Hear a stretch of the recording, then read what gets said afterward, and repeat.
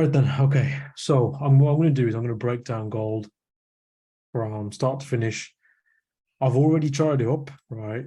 What I want to do is just see how close I can get to my analysis or whether I can see something different. And obviously going through the process again with yourself, um, picking the next 4 to 6 areas to the upside and to the downside. And then we'll see where GU is, and then we'll see where dollar index is. And then, yeah, we'll see what happens then. If there's any questions along the way, just let me know. All right. Yeah, man. Right then. So let's concentrate to the upside, and then we'll look to the downside. So key levels at the moment. Looking for areas of interest where we've seen good few bounces. So if we look at this zone here, that for me is a very, very strong zone, 1934, 1936. So we can see that it passes through a shitload of wicks. So that for me would be my first solid zone of interest to the upside. Then following that,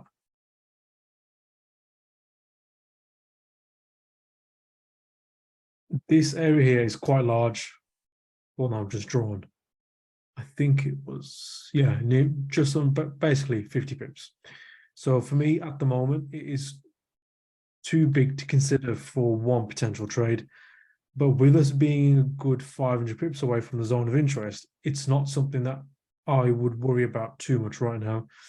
If and when it comes down to it, in terms of, let's say we are quite close, I'm talking 200 pips away, that's when I'll then potentially, again, this is just a guess, we could turn into two separate zones of interest, if you're with me. Mm. So the lower one here on the big wick, then the higher one on the higher wick there. But again, as I mentioned, for now, because of the size of the zone and the distance to the zone, I'm just going to keep it like that for now. In between this red zone here and that red zone, I'm pretty certain on the 4 hour we're going to pick at least, it's 400 and something pips difference, I think, distance. Well, 350, 400. We're bound to have an area of interest in between. But on the daily, there is literally nothing to kind of even consider. We've got a wick there, which is a current 1947, 1948, but there's not enough there for me to consider it on the daily. But again, on the 4 hour, we'll see what happens.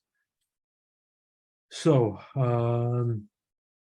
moving further to the upside, we've got a couple of wicks there.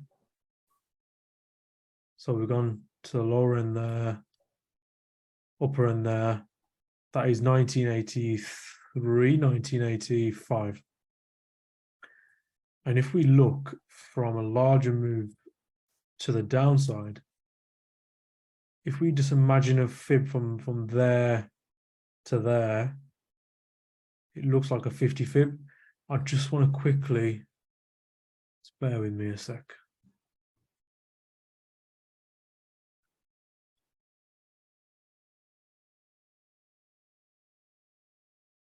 I'm going to get that reference point in from the high that was made on IC markets. This Pepperstone here obviously made a high of 2078, which is obviously not true on my broker. So I've got to use that there. But it does look like that could be some nice fib level there. We'll do the last one to the upside, and then we'll look towards the downside. 2000 level, which we're all waiting for. At the moment, it's quite a big zone, but with us being, I don't know, 800 pips, 830 pips away, it's, yeah, we don't have to worry too much about it. Right, okay, downside. So we had the low that we reached, was it Thursday? Yeah, 1893, 1895, which was a very, very nice trade for us to end the week. That for me still remains a worthwhile zone for long opportunities. I'm going to go through the reason shortly why. You'll see why. I do really think that we can keep trying this zone, and I would be more inclined to say 1890, 1891 as the areas of interest for that zone, just because we've got a massive, huge wick there, 1890. And if we look at 1885, we also have another wick. But that for me, because it's over 50 pips away from my zone of interest, that then becomes the next little zone of interest should we see a spike past 1890. So 1890, sorry, 1883, 1885 would be my, sorry, let me get the price right. 1886, sorry, is the wick. So I would have like 1884, 1886 as a 20 pip zone for that next area of interest. Following that, guys, it's going to be the gap here, which we can see at 1870 roughly. And then after that, I truthfully, based on wicks, I don't have nothing until at least the previous low. There is a couple of wicks here on the 4 hour that we will pick up on, but on the daily, there's nothing obvious. We do have a couple of wicks there, a wick or two there, but yeah, it's so far away. I don't really think we need to be worrying about it too much. It's nearly 1,000 pips away, but you all get the process behind it in terms of finding the key level. Right, okay, so I'm going to draw fib, sorry.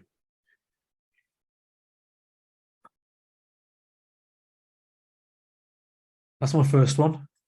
So what I'm looking for now is just seeing if any areas of interest have got the fib on there. So we've got 38, near a 50 fib there. We'll look at that a bit more in detail at 1940 on the 4 hour maybe.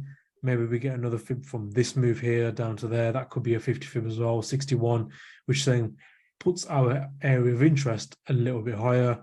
We've got the 76 fib there lining up with the gap. So that's all nice there. One thing I want to show you guys, as what I said a few minutes ago about last week's low, in terms of why I want to try the area of interest again and again, is this. Let me just change the color so you guys can see. Okay, I'm going to get rid of the green one just so you can see. See the 38? So what I'm trying to say is this is a big fuck off 38, like huge. I've still got 16, 17 still running. I've got the first 3 buys still running, right? If we look at the move, it's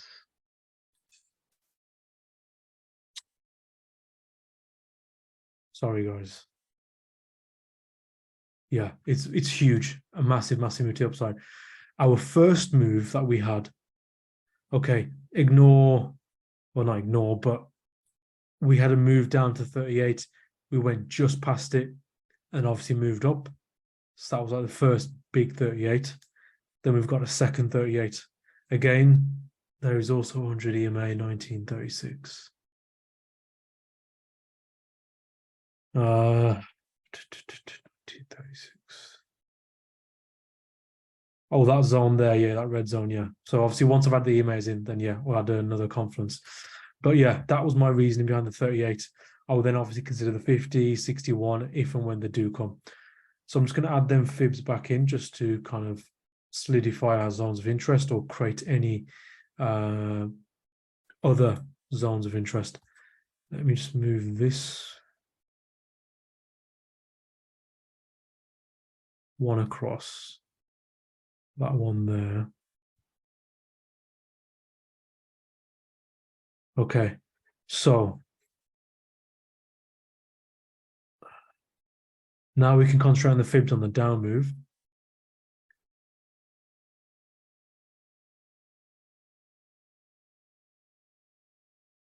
Okay, again, just looking for double fibs, looking for significant fibs that have not been picked up by the key levels that we drew. We have a 38 there, which is 1961. We are currently 400 something pips away. So we're still a safe distance away, but with it So at the time of charting up this morning when I was looking at gold, right, that 38.1961 doesn't have anything other than the 38 from memory anyway.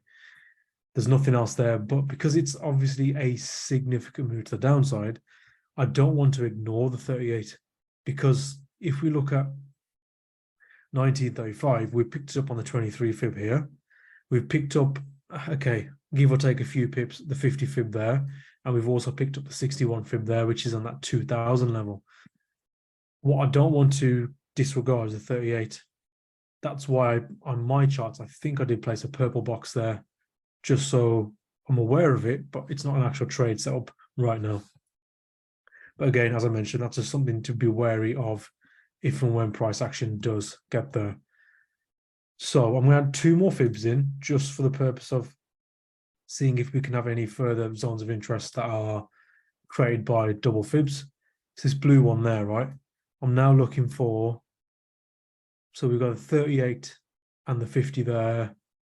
61 doesn't really give anything, so not the best fib. What I'm going to do is move it down to the most recent down move. So this is the one that I'm more concerned about because obviously we're kind of day trading gold. So yeah. So the 38 fib there, that's the short that we took on Friday late evening, 1920, whatever it was, 23 was it, I think, 22. So we're looking at that as a, that was the reasoning behind that. 50, we've got a couple of wicks there. 61 lines up with that 1940 zone. Again, we've got 1935 to 1940 basically looks like a good zone. This area of interest there, which you guys can clearly see several wicks going past it. So for me, it's a bit of a tough one. What I don't want to do is create, because the zone of interest is technically only 50 pips, I would be more inclined to kind of say I prefer to pick 1940. I was looking at the refined in 38.40. Yeah, so exactly what Gamon's just said as well. I'm more inclined to say I prefer the higher end of the zone because there is, let's just say, a few more wicks there and it's further away, just in case we are wrong on 38. At least it gives us 61 as a better chance. And if we quickly just go down to the 4 hour, we're obviously going to go for this again, but the 61 fib there, based on the most recent price action, there's quite a few more wicks, which is why I would say I'm a bit more interested in that as opposed to 1935 right now. Right, okay. In terms of key levels, I would truthfully say that's pretty much it in terms of what we need to consider for the next couple of levels on the daily time frame, that is. I'm just going to add in EMAs, just see if they give me any further strength to the zones of interest. So we've got a 50 EMA coming in there, 100 EMA in between the 50 and the 61. If price does move to the upside, that 100 EMA could trail in towards that red zone there on the 61 fib. 50 EMA, we'll see where that is. Maybe, just maybe, we get the 76 fib with a further confluence there at 1950. So again, let's see what happens there. We can just highlight the zone for now and wait for price action to hit that area of interest. Okay, I'm going to get rid of a few fibs, the less important ones. So that being the green one, we can get rid of. I think we can keep the rest. One thing I just want to pick up on as well, just noticed.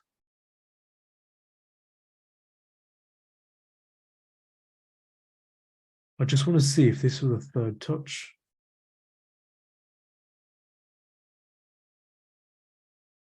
It's a bit shit because obviously it's snapped. Oh no, magnet. Okay, so we've potentially got a third touch coming up on gold as well, which is around that 100 EMA. So that's just something else to watch out for as well, guys. That third touch there, potentially on gold. Right, what I'm going to do there now is move on to the 4 hour.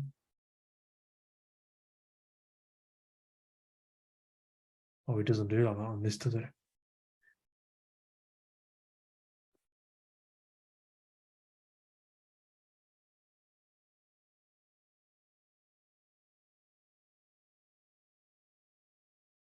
Okay, let's go for the upside then to the downside. Right. First zone of interest, I have got nothing. Yeah, I think it's perfectly fine to use 1938, 1940, basically. Second zone of interest, which was, if I'm not mistaken, 76 fib, 50 EMA on the daily. Again, let's just have a quick look to the left to see if any wicks align.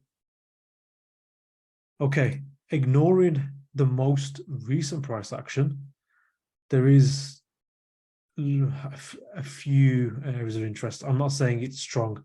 That's why I didn't place it as a red zone. That's why I'm a bit hesitant. But again, let's just say, for argument's sake, we break now to the upside. We smash through 1930, we smash through 1940.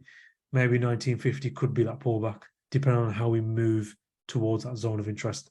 So again, let's just keep it there for now. Following that, picking up all the wicks in that zone, nothing there to change. Next zone of interest, 1985. Again, picking up all the wicks, perfect there. 2000 zone, we all know it's quite a big zone, 2000 to 2005. But again, with us being so far away, I wouldn't be too fussed about that right now.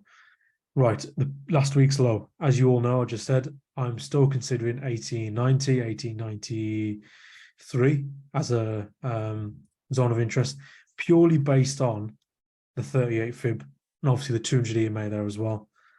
So I would say the 38 fib is my key confluence to kind of still consider longs from this week's low.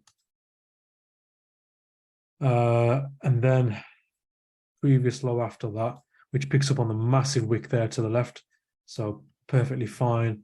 We've got the gap there that we saw on the 76 fib of the move up, that we had the green fib, if you guys remember. Nothing to change there. We'll pick a couple of more levels just the downside, because I know that we didn't really pick anything past the gap.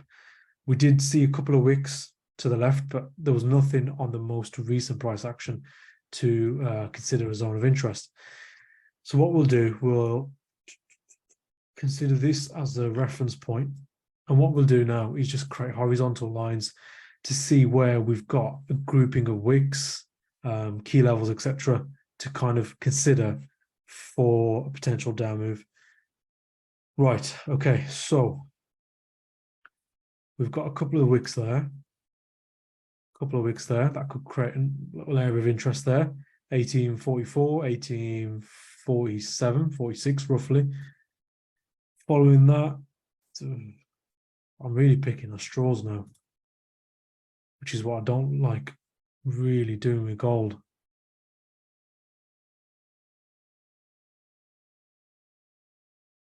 Truthfully, I don't want to do that because that's not what I normally do.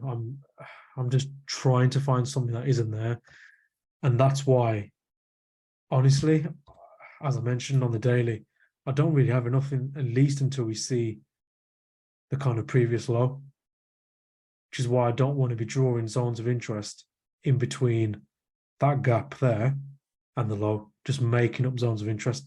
If we do happen to get, I don't know, silver aligning, dollar index lying on a short level, and then silver lining up on a buy level, GU lining up on a buy level, then yeah, then I will look to gold. If we happen to be on a round number, I don't know, we could be on 1820, we could be on 1830, 1840, etc. So that's when I will look at gold if all of the confluences align and I've not seen nothing on gold. Right, I'm going to get rid of this, get rid of that. Okay. So there's a few things to copy from the 4-hour, which is this most recent blue fib. That's the only really one I'm considering, obviously with the move up as well, drawing a fib there. But if we look at this fib here, we can see we've got the 61, 76. I do need to consider the 50 fib here. it all depends on whether we move from the 38 fib here, 1922, 1923. If we do retrace significantly from this zone, I will disregard 50. So as always, it all depends on what happens at 38 fib. If we do not pull back significantly, then I will consider 1930 for a short, guys. But again, as always, looking for dollar index and maybe GU or silver. Let's add a fib to the upside now. Okay. What I'm going to do now is just add the EMAs in.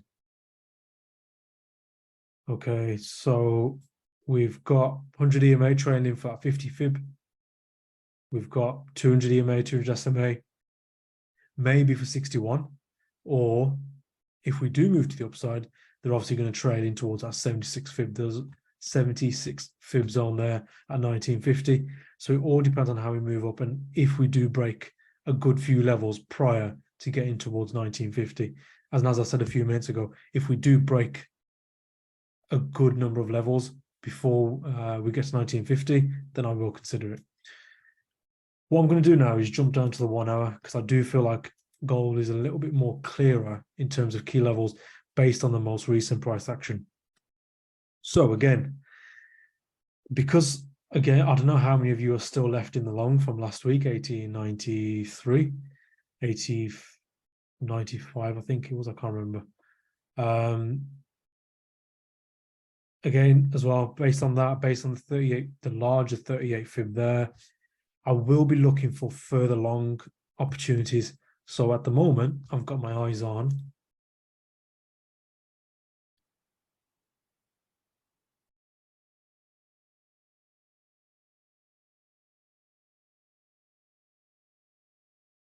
this little zone here. So it's a 38 fib from the larger move up. It's a 50, well, between the 50 and 61 fib of the most recent move up. Change that to green. And that's what I'm looking at there. And then if we do happen to break to the downside, then obviously I will look towards the 61, 76, etc., and then the previous low. The reason why I'm choosing this is because of that. We came down towards 1910, and obviously pulled back quite significantly, not last week, previous week, and obviously used that level several times. We broke it this week, 1910. We've not had a retest, so maybe that could be the retest on that level. And also, the last thing to add to it is potentially a third touch, which could give us that further bit of confidence in taking the trade. And this channel here is just something to bear in mind, guys, in terms of whether we see the 1930 on the channel, do we see 1940 on the channel as well, maybe 1950. So it's just something to kind of keep in mind, just in case we do respect and follow this very low time frame bullish channel. And that is pretty much it, guys. Everything I've got on gold. Is there any questions at all?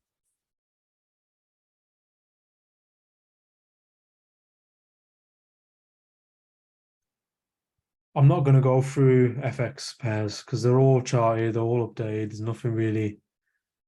We've got NFP, obviously, towards the end of the week.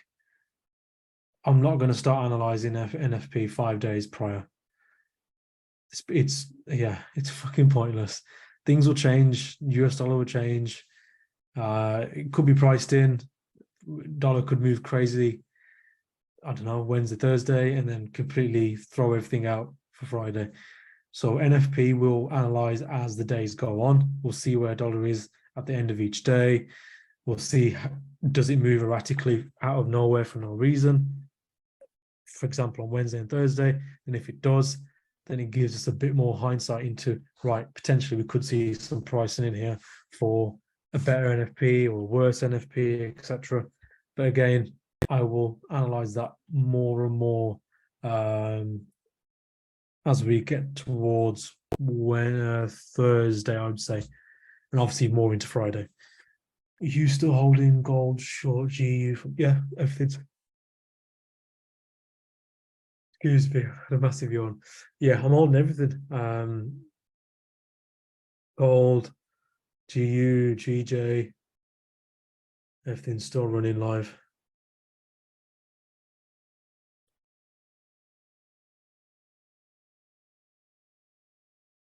There's actually quite a few runners from the chart service from several months ago that's still running USD CAD, but I know no one holds them, so there's no point me updating.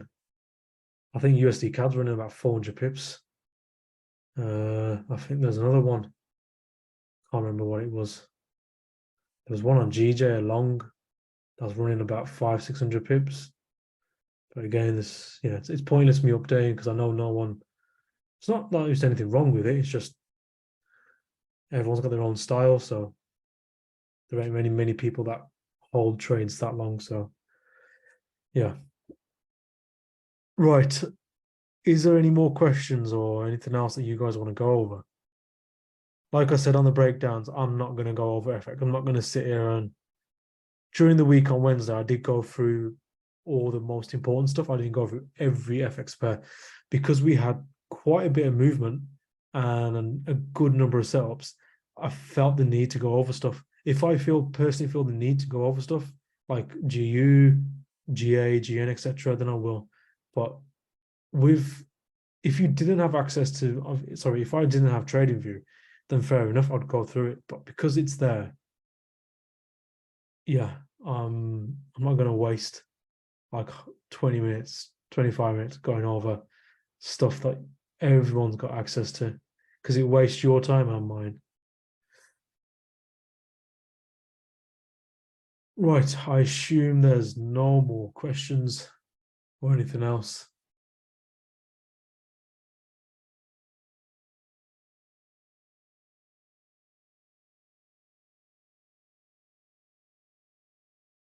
No?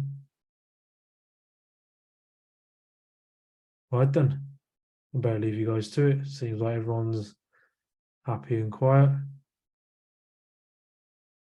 Okay, let's see where market opens at 10 o'clock and 11 o'clock for gold. Fingers crossed gold opens at the same price or down. And then fingers crossed we can see the same thing in GU.